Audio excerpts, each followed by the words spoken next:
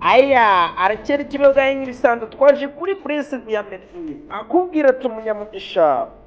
reba ko wakoze subscribe kuri kibeho bwayibundi tujye tubana mu gasobanuye abakunda cyane cyane Emmanuel uri imana yanjye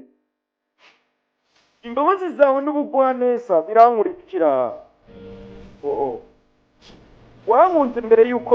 umenya rwose urankunda uku ni ko urukundo rwawe mana utajya rujya kure rwose ntabwo wanjya kure uku ni ko urukundo rwawe ntiwanyiyumvamo nka mwuka wawe mwiza wera nabwira isi yose ikintu cyiza wankoreye rwose ndabyizera n'umutima wanjye wose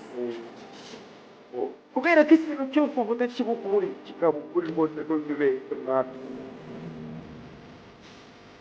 sinshobora kubaho n'umunsi n'umwe ntagufite baguha byose byanjye mbihe byose mfite mwami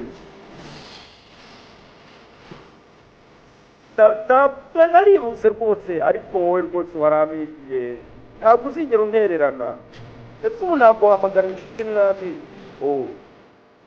nasekishije hose nshakisha hose nagiye hose njya hose ariko nta hantu nigeze mbona nkawe ariko yesu yampamagaye mu izina ampindura umunyamugisha rwose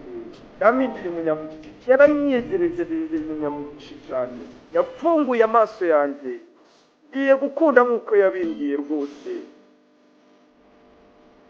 nzakurikira amagambo yawe yose nshyize umutima wanjye wose kuri wowe iyo mbyutse mu gitondo nshyira ibiganza byanjye hejuru nkagushima nkavuga ati wakoze data urakoze papa ndagukunda ndakwizera n'umutima wanjye wose kuko ibintu byose uvuze biba ukuri ntabwo ujya ubeshya mwami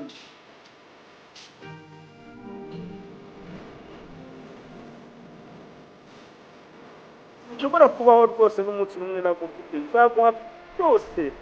byose nari naravuze uburyo bwanjye naribwe rwose bwarananiwe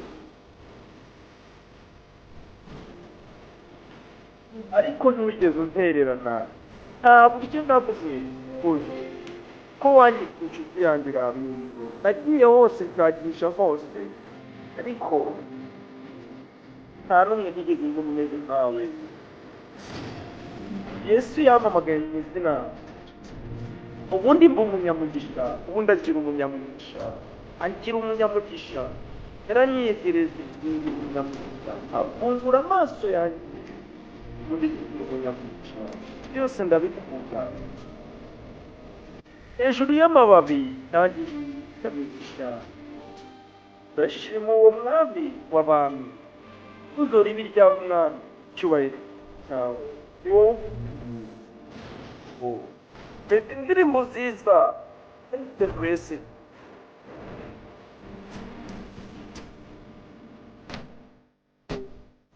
ureba koko subscribe oh my lord my god